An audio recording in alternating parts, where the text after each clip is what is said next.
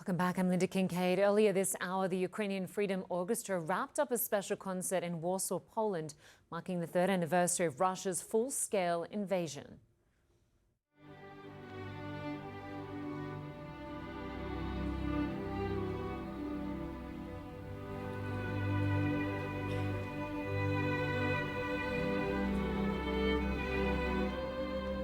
Absolutely beautiful. The group performing a Ukrainian language version of Beethoven's Ninth Symphony is made up of leading Ukrainian musicians both inside and outside of Ukraine. The group aims to defend Ukraine's cultural legacy as the country fights for its freedom. But the conductor of that performance joins us now just minutes after putting down her baton. Keri-Lynn Wilson is the founder and music director of the Ukrainian Freedom Orchestra. Good to have you with us. Thank you so much for having me. That was just a beautiful performance. The Ukrainian Freedom Orchestra on the day Ukraine entered the fourth year of this war since Russia invaded Ukraine.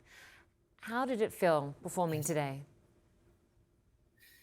Well, as it always feels, it's incredibly inspiring to perform with these incredibly courageous and dedicated and resilient musicians who are fighting for their very freedom. Their country is under attack. And for the last 3 years, we've joined together to fight and defend Ukraine on the cultural front and fight for its freedom. And as we are musicians, we can't pull apart our weapons, but we have instruments. And I have my baton, and that's why I founded this orchestra. I was inspired by my cousin who is still fighting on the battlefield in the Bakhmut region. My baton is my weapon, and it's the one way I can contribute to fighting on behalf of Ukraine for a better world, for a free world, for them, and for the future of a democratic world. And of course, Keri-Lynn, you founded this orchestra, and you've led this company on 3 international tours, but you are Canadian. Talk to us more about your connection with Ukraine.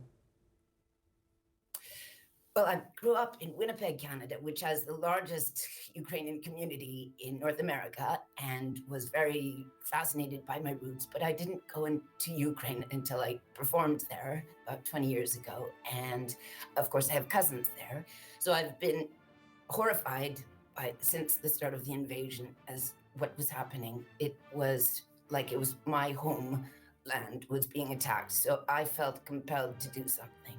And like I said, it really is a fight. I consider my musicians my soldiers of music, and together we're fighting for justice and the freedom of Ukraine.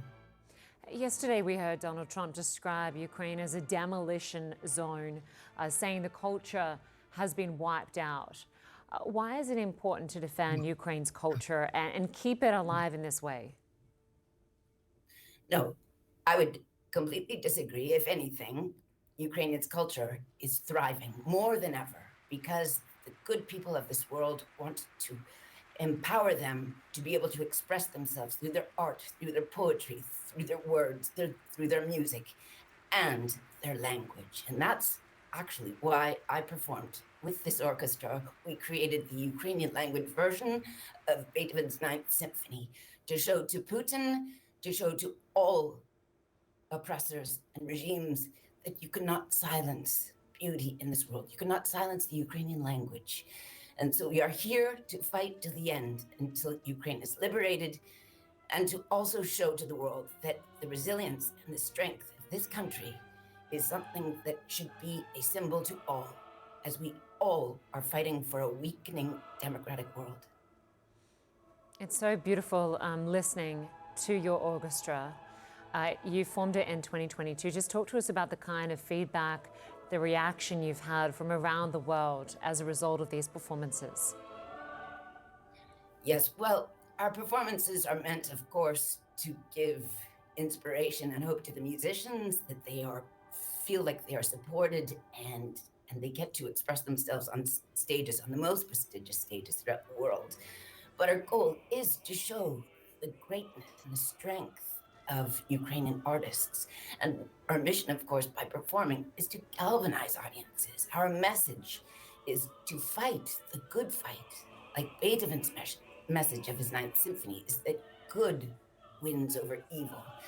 So our message and our playing together is an emotional engine that is stronger than any orchestra I've ever conducted, because it's not only a group of extreme, brilliant talent, but it also is unified and we're in solidarity with one another and empowered by our willingness to make a difference in this world and to fight for our homeland.